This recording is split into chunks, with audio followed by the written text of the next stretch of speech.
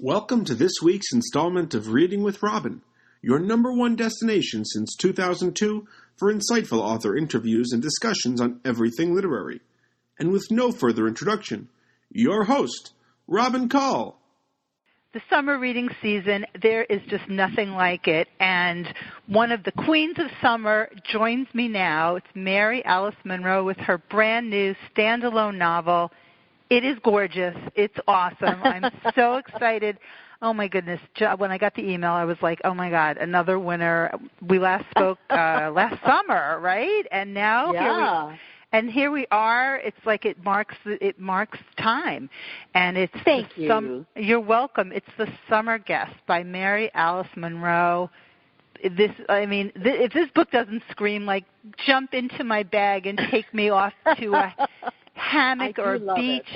Oh, it's so cozy. I have to say, the cover's really beautiful. I love the basket, and I love the whole thing. equestrian boots. We didn't want to make it horsey, but I was really glad we got the boots. Well, there's quite a lot of horsey in there, but just enough horsey. I love horses. I love dogs. I love the whole thing. And so, so excited to talk to you and Mary Alice and I. You're welcome. We're chatting off air. We'll visit her at maryalicemonroe.com. The book is just out.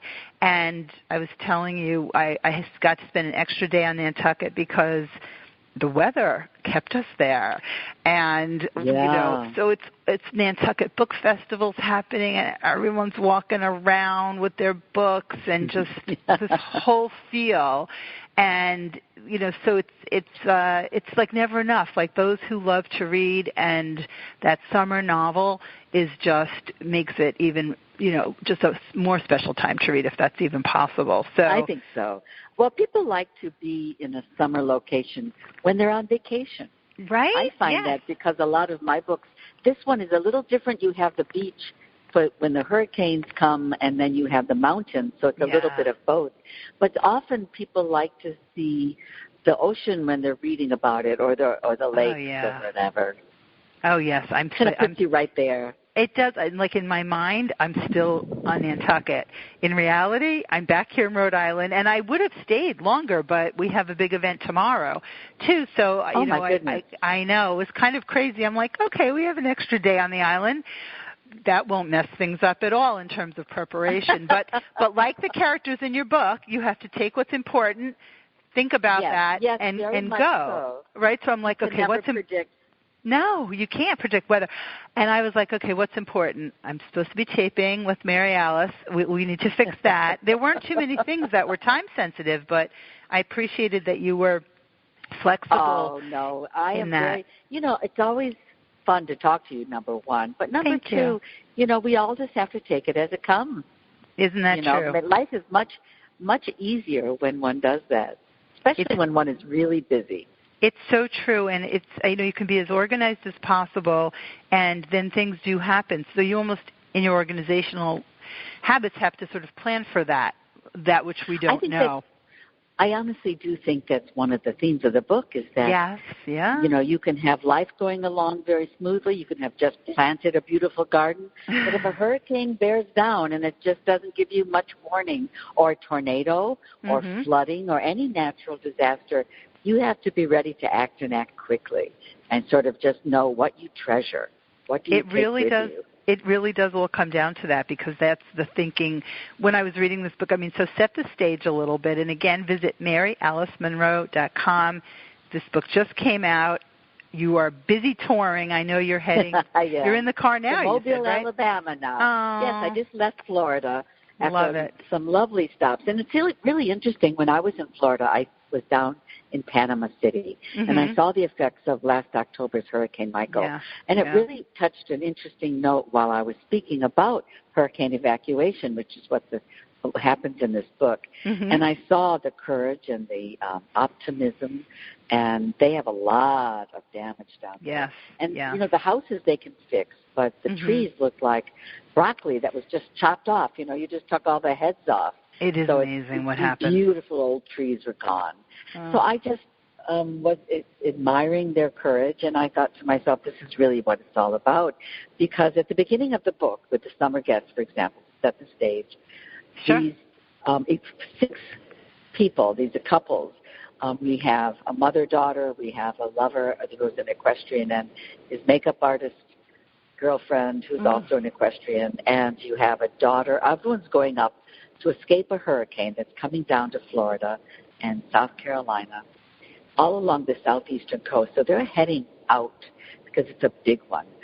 And they're all trying to decide in the opening chapters, what am I going to take with me? Yeah. And that's sort of the theme of the book, what do you treasure? And when they all get to the farm, they don't know each other. They only know the person who owns this horse farm in North Carolina. And some people sleep in the lake house, and some people sleep in a cottage, some in a barn, some in the main house. Her daughter is there with a newborn baby, and that's in real life, actually. In the novel she did. It's all modeled after something that actually happened to me. So over the course of 5 days, these people are living in a pressure cooker, and they have all these issues that they have to resolve.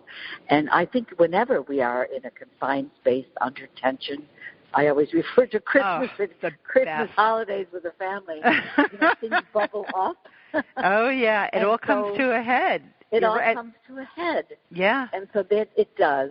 But what made this book really special is, for my writing of it, was I really enjoyed learning about horses and all the dogs. Yeah, because and you how much write they about added to the book. Yes, because I know like sea turtles and those things. I mean, and whales and dolphins. You're more in the water there.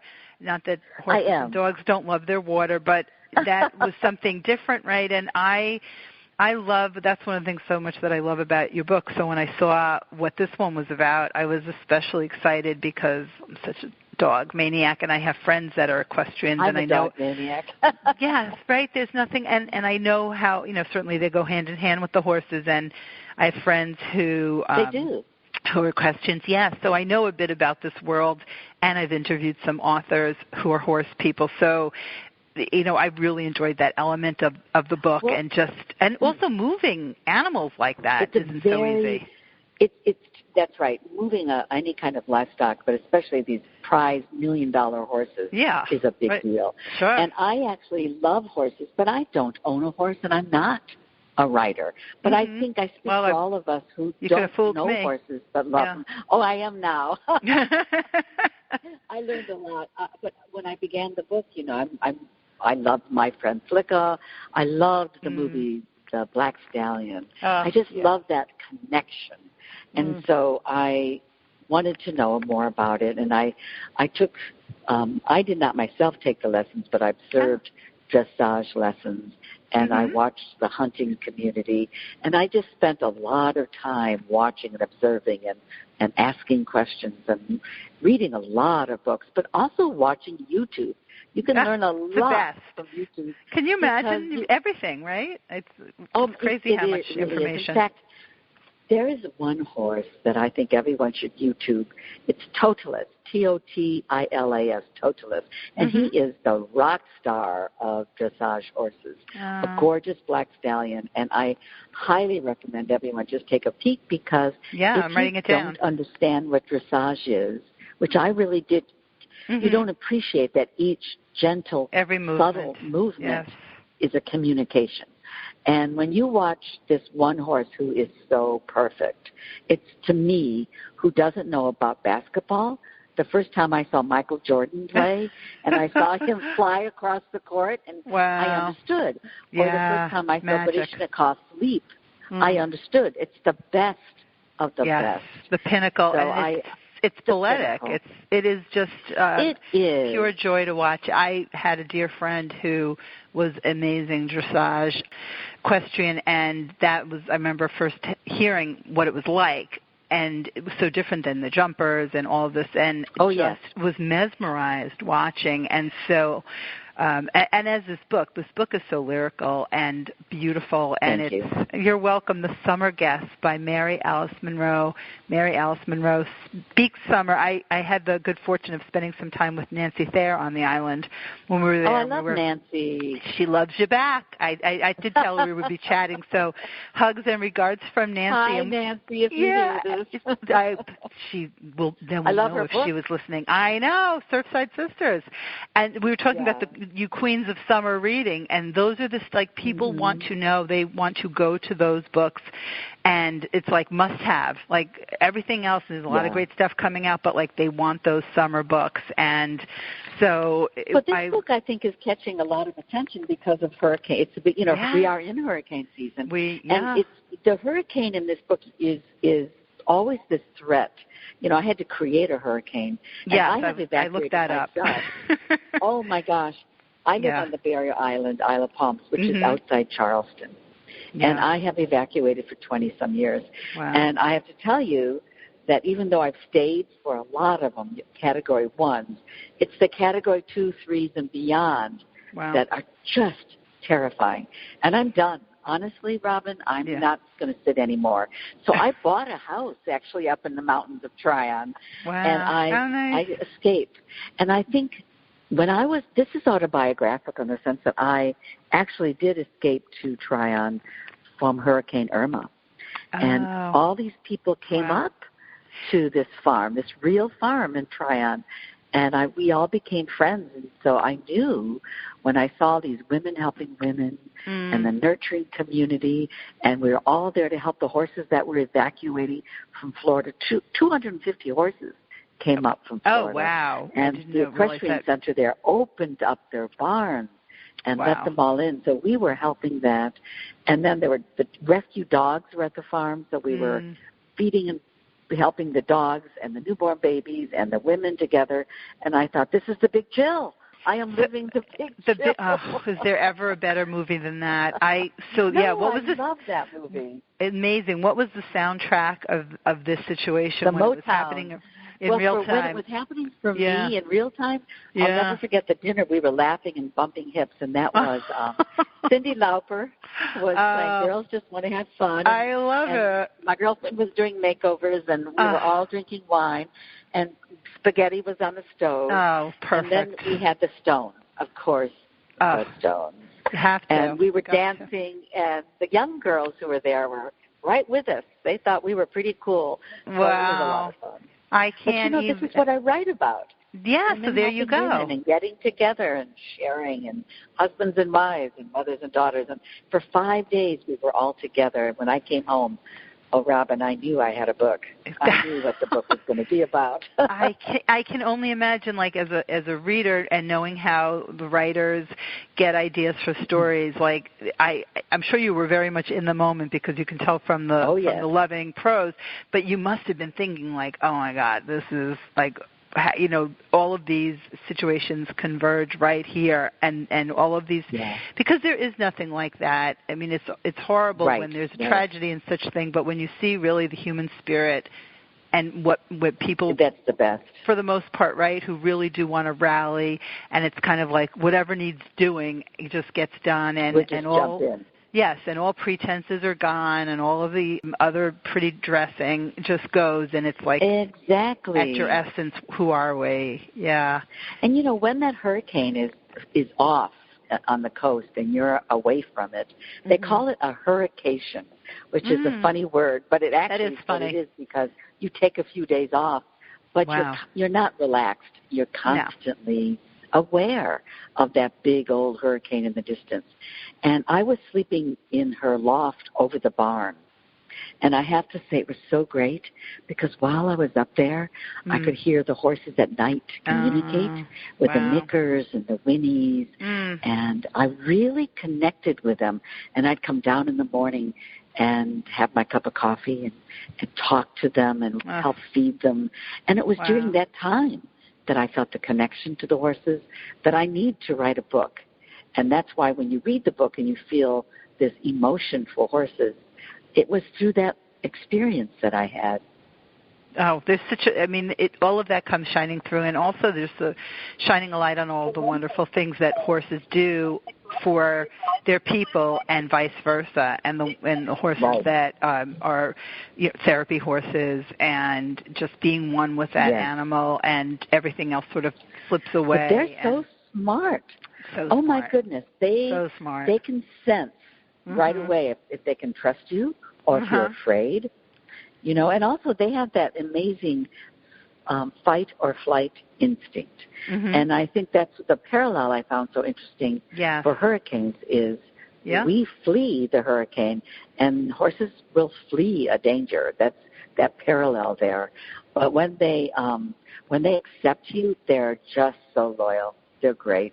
I love them. I was and dogs are like that too. Well, I was going to say very similar to dogs, and that's we always trust. If our dog doesn't or wasn't reacting to somebody like we expected, I would trust that way more than like somebody saying, "Oh no, they're a great person." I'm like, Benny doesn't think so I'm going to go with what Benny says for sure. I have a lot of dogs. I have very evacuated to this farm. I took my 3 dogs. Mm-hmm. And my 5 canaries. I didn't know. Wow. I know what I value. Well, that's the thing. You wonder, like, what would you take? For me, it was always, obviously, our family, which includes our puppy, because that's family. And I mean, back in the day, it was pictures. I mean, a lot of things are on discs now, but still pictures. And I love in the beginning of the book, was it Hannah who was going through the jewelry and then puts a few things back. Yes, Maura, right. Oh, Maura, and puts a few things back, and I won't say what because there's no spoilers. I'm chatting with Mary Alice Monroe. We're chatting the summer guest, her brand new, gorgeous, Do Not Miss It summer novel, and so I don't do spoilers, but something gets sort of tossed back in the safe and whatever, and I was thinking, but it's also... That is the story question, and I ask all my characters at the beginning have to decide, what am I going to take with me? What do I really treasure? And then when they go back, they know differently what to treasure. But that's really the question I ask my readers. Right, natural disasters are going to be happening with climate change, with increasing intensity. That's just reality. Yes. And I think it's important that we all face that, recognize it, try to fight climate change in any way we personally can. Yeah. It's a global effort and a personal effort. But also B is to prepare if you live near rivers or creeks or if you're up in the mountains or in a hurricane by the coast, you have to be prepared to leave. And the question is, what do you value? What are you going to take with you? And be prepared. It's just the sign of the times right now. It is climate change. It is, and it really begs the question too. And you think about all the craziness and scrambling around and like sort of acquiring things, and what's really important at that level, at acquiring them, if they really don't matter. And so, people, people, relationships, memories, and what we do with each other. I mean, those are the things to me that are the top of the list. So when you have all these characters like who have a common friend, but they don't know each other, which is also such an interesting dynamic if you're the kind of person like I am who I like to bring my friends together. So I might be the only one in common until, of course, everybody meets. Right. I love that because then other relationships develop, and I love introducing people together. But put them together like in a intense intense timing, like a hurricane or a snowstorm or any of that, and you think, what's going to happen? Where's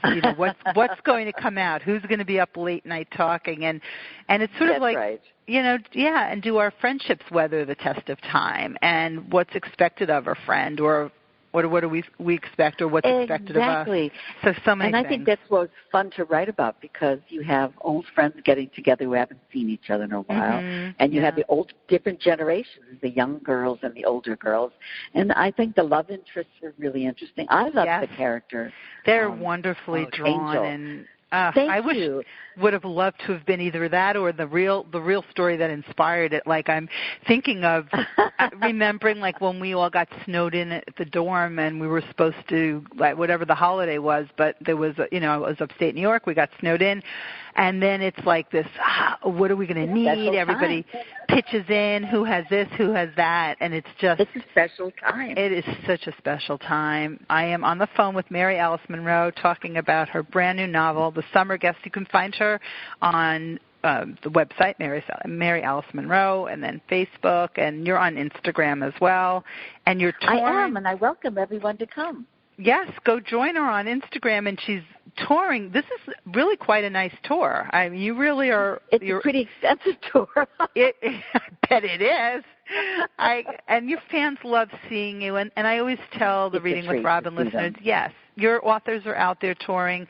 Go see where, you're everywhere. I'll post the tour when I post this, but some really awesome places. You're welcome. And I'm sure you're hearing from the people in the equestrian world, in the dog. I am. I am. It's really a surprise to me how many people who might not have read my books before are equestrians, and now they really love this one. So it's always fun to get new readers, and it's a treat for me as a writer.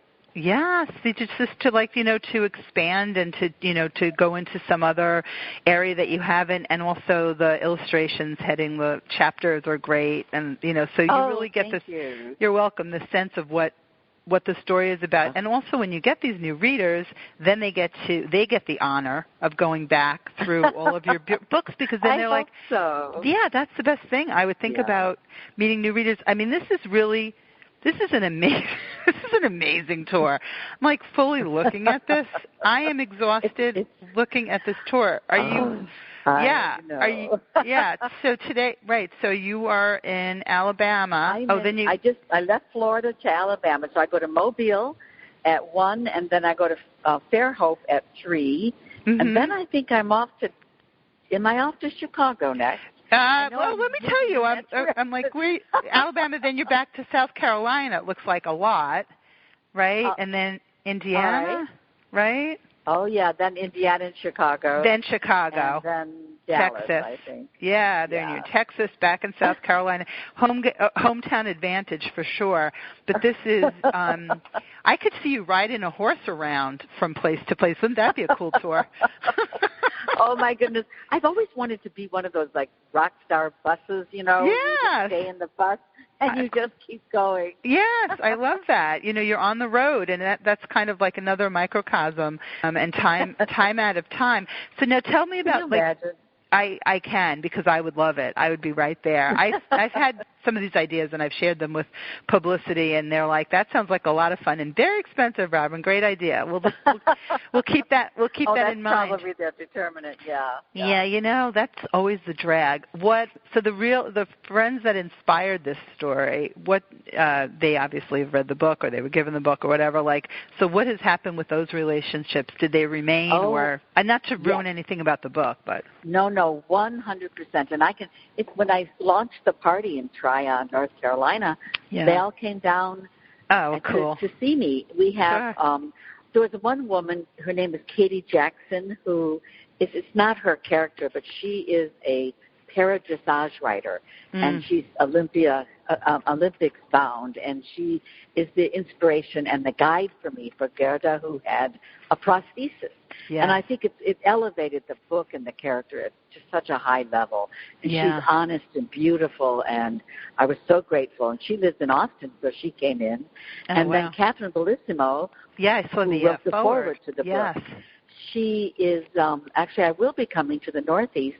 We're talking about having a party in Sag Harbor because she wants to get everyone to know about the book. And so she and I are very close, and I went to Wellington, where the horses are there, where she has a place to speak. And, of course, Cindy and John Boyle, who they know, everyone knows in the area, that they're the inspiration for Grace and Charles, and they're the ones who have the house and the farm up in the Tryon area. Wow. And Leslie Munzel is the woman with the makeup, and she has, you can go online and see Beauty for Real. That's her makeup company. I love that. So all that was true. That is so cool. Angel, I wish was real. I'll be honest. So do I. Who doesn't wish Angel was real? When I was envisioning a character for him, it was the actor Gael Garcia Bernal, who was in Mozart in the Jungle and Tu Mama Tambien, and he's so cute. Oh my God! And you nailed the descriptions. Don't you think? Yeah, and I do. He, to my mind, personifies this trickster in the literary world, someone who can be good and bad. You love him, you hate him. And that was Angel. Fully dimensional and well formed and yum. Yeah, that was yum. Yes. And that was a lot of fun. I just even like the beginning when he sort of just barking out orders of his girlfriend gets in the back seat, the dog's in the front, right? Come on. Who hasn't had that happen to you at least once? The dog hops in the seat. The dog does belong in the front. Priority. Yes, of course the dog does. We'll sit in the back. It's okay. Don't make him move. Yeah, I can't really argue with that one, but it was just the way you write so beautifully. Like I could just feel the eyes sort of glaring out, or like, like this. I can see how there's more dialogue in this book. Because I have so many different viewpoints and a lot more male viewpoints. Yeah, I really thought it made it a funnier book as well. It is funny. Topic. Yes, it is. But it was more funny. Yeah, there's a lot of comic relief. Well, you need that when you have such a tense time and so much movement. And when you are reading a book and and you've got the chapters going with the times and where things are happening, so there's this sense of time and that it's coming. And so that this. So then there's, you're one of the readers propelled forward. And so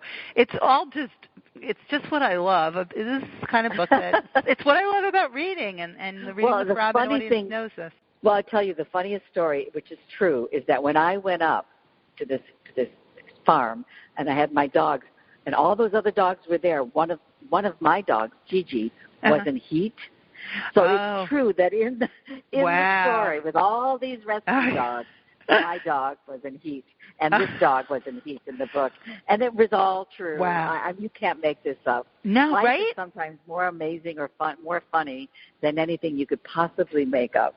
It's crazy when you think like, what else is going to happen here? Or you couldn't even some stories, and I love sitting. That's my favorite thing, is just sitting down with people who I enjoy spending time with and telling stories or hearing, because it's like, wait, that did not really happen. How could that possibly have happened? But also, I tell you something. Yes. Yeah, when you said that, you can't believe this happened.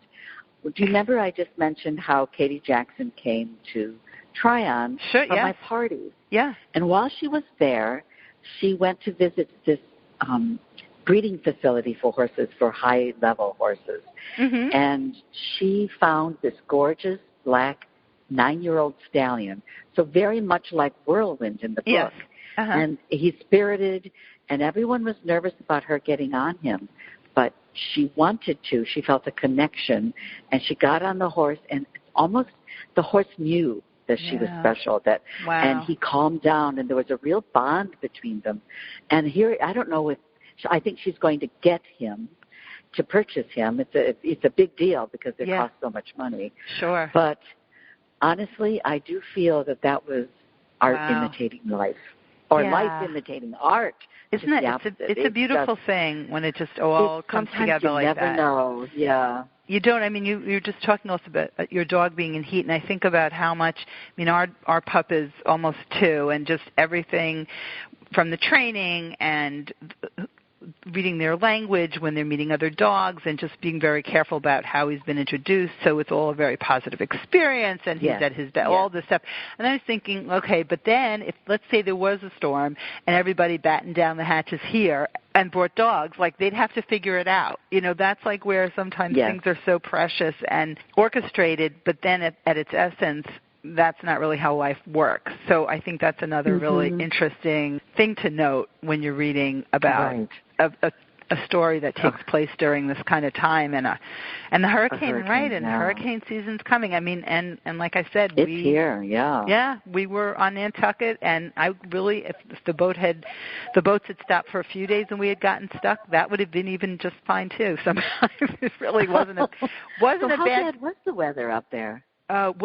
We got there on Wednesday, and it was fine, and we knew Thursday it wasn't going to be good. But I always figure maybe they're wrong. It's like, it said 100% chance of rain on Thursday, and I'm thinking, but maybe it won't. I did bring a raincoat, so part of me did trust that.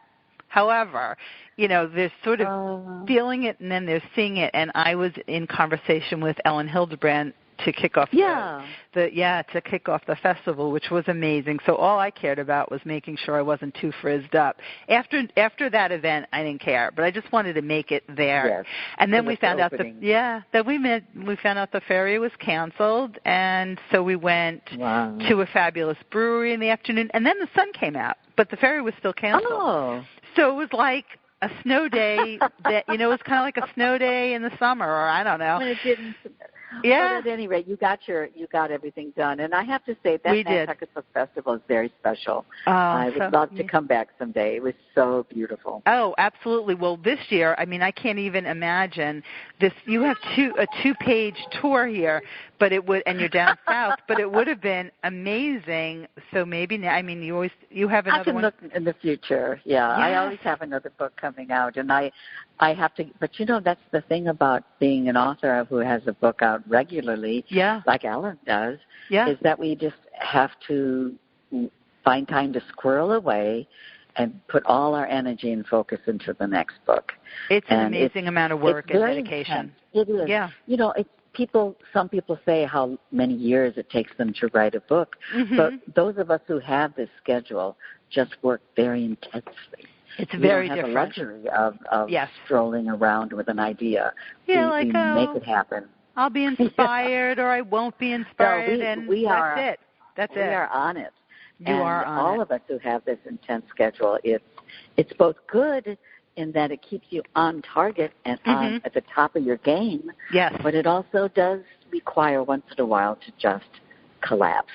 I don't know. I'm looking at your schedule. And ride the horses. Right? I don't see which day I don't see any collapsing available on your schedule. But no, there isn't. But I hope that you get time at some point to do that. I do, but I do love meeting the readers because they give me their stories, and when I hear that and see the enthusiasm, you take that home with you, and that is the energy you need when you start your next book. It keeps you moving forward, and your you readers never take it for granted. Right, just like the horses. Onward. And the thing is, your readers are so excited, and it's like I know from seeing what people post on the Reading with Robin page, and like the people who are, they've got it down. They know what they want to read. They're looking forward to it. They're so excited. And then, as you said, with this book, you're meeting new readers and people who are coming at it from a horse perspective, right? Or the people who are into the weather, or just like all of these themes that are attached to the story. I have to add, from my regular readers who know the Beach House series, that is the one series that people just love. Yeah. I have a surprise because when we have a hurricane, the people flee. But there's always a couple of people who live up north or are up north when the hurricane comes, and they rush back to board their house. And I wanted to show that aspect and who loves their house more than Kara Rutledge loves the beach house. I love So my character, Kara, is in this book. Yes, and she is. It's not a beach house book, but it's a pretty big development in her life. Yeah. What happened. So that's true that you took her there. That's right. Right. Yes. That's right. Thank you for pointing that out. And that is a real nod. That's a nod to your readers, and I love that. And you They're said going to love that. They absolutely, and everybody. I'm just excited to see when people start posting, and then the ones that get to go and meet you at the events. And you just mentioned before Austin, so you're in Austin. You're going to be at the spa, which is awesome. Right. I love. I'm going to be. Oh my goodness! Maybe I should make an appointment and get. Absolutely, you get those 2 seconds in. Absolutely. Note to publicists. I might actually have an hour. Well, there you go. In Dallas, I've never been to Stanley Korshak, which is this huge store in Dallas. I haven't been there. And I've heard about it. Yes. So I'm going to be speaking there, and I'm really excited. That's on the list. I just love to go shopping, and that'll be fabulous. But Austin's great food. Oh, it's Dallas great. Is book horse people. Country, of course.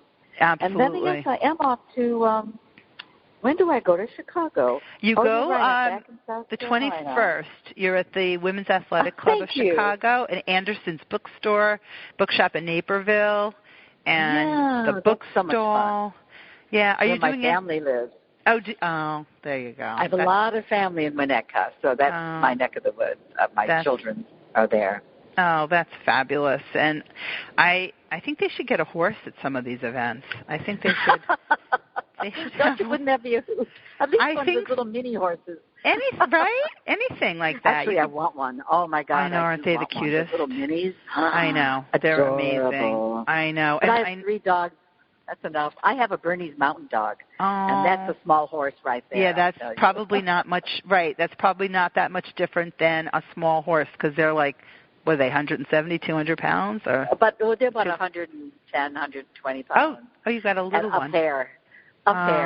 Yeah. And I also do have the little Cavaliers, and for all my readers who read about Gigi, she actually did get pregnant. So we have... we had puppies, and so you can check on Facebook. I kept one of the puppies. He's a little tricolor named Cosmo, and he's 6 months old now, and everyone can see Cosmo. I had to keep one of the puppies. You have to. So we have a menagerie. I love it. Oh, my kind of writer and my kind of human. There's nothing better than all of these joys that really. Well, the question make life always so is, full. What species comes next? And I have a couple I'm interested in, and I have to wait until I have a really strong sense of what the species is next. And with this book, it was not a species where we had horses, but also hurricanes. It was more a climate change issue. And I know I'm going to be approaching that in a lot of my books because I really hope that people feel empowered and the need to act to save this planet, because we really can make a difference to affect change. And voting, not using reusable, to use reusable plastic and not disposable plastic, to pick up extra trash. There's so many things we can do. So many things that people can do that really make a difference when everybody's doing that. And I'm glad that you're using your platform to speak about that. So that's really something that's, so important. I hope to be inspiring. That's what I want to be. Not facts, not fear. I don't think we need any fear. No, we don't need anxiety. Enough of that. We need to have action. Yeah, and I'm hoping. I think. Don't you think people feel that when they hear the news on the radio or the TV that climate change is too big, and in fact it is, but we can still make a difference. And I think all my books are trying to connect that. Absolutely, you can make a difference in your life. Because, if we don't live in hope and with action, what is there really? So, I think that we have to believe that and act on those things. And there is so much that can be done, and they are small things that make a big difference when everybody's doing them, and plus the big thing. Everyone does it. So, and that's so I'm glad that that's a big part of you're going to so many places, and you can affect so much. Spread the word. Change with all of that. So I think that's awesome. I hope so. I hope so too, because we'll be watching, and people can visit you at Mary Alice Monroe and follow her tour. And did you say you're going to sneak in Sag Harbor? Do you know when that is? In August sometime, and we are setting it up right now. And good. I'll keep posted. Probably towards the end of August, and I will definitely post it, and I'll put it on my Facebook as well as my website, MaryAliceMonroe.com. Okay, and I'll look out for that, because I might be able to just come on over. And Robin, I would love it. Wouldn't that be? I would love it. I would love to see you in Sag Harbor. That's my old stomping grounds, because I'm from Long Island. No kidding. So. Yeah. Oh, but there you are. There I am. It'll be a lot of fun. It's an equestrian community that I think we'll have. It's going to be at a gallery with great art, books, and wine. How can you not want to go? Right? Just bring a dog, and it's perfect. I just might. Well, safe travels, and I will keep posted on this amazing tour of yours. It is Mary Alice Monroe. It is The Summer Guest is her new book. It is just beautiful, gorgeous, and will get you thinking, and you will be talking to your friends about it. And actually, before I let you go, give me one or two of your favorites for the summer. What are you reading? Would you pack with you? Oh, my goodness. I love Patty Callahan Henry's The Favorite Daughter. I'm reading that. And I love, the first one I read was Mary Kay Andrews' Sunset Beach. Those two just kicked off summer for me. Right? And it's just the beginning, right? Oh, and I'm reading a wonderful book coming out in November. It's Tell Me a Story, and I'm blurbing it now. and it's really powerful. It's Cassandra King Conroy, and it's a memoir of her life with Pat. And I'm just loving it. Oh, wow. Tell me a story? Okay, I wrote that one. Tell me a story. You have to talk to do talk to Cassandra. She has so much to say. I bet. About the great man, Pat Conroy. Oh, amazing, amazing man. Wow. Okay, tell me a story. I'm so glad I asked. I'm like, I'm going to let her go. But wait a minute. I need to ask her what she's reading. Thank you for ending on that gorgeous note, and all the best on this amazing tour, the summer. Thank you, Robin, and I hope I get to see you in Sag Harbor. I hope so. I just made a note, so I'll be haunting you. I'll find you. Oh, good. Thanks for tuning in to this week's installment of the Reading with Robin podcast. As always, our full-length podcasts will be available right here on robincall.com. We appreciate your support and look forward to having you over next week when we chat with our next featured guest. Have a great week and happy reading.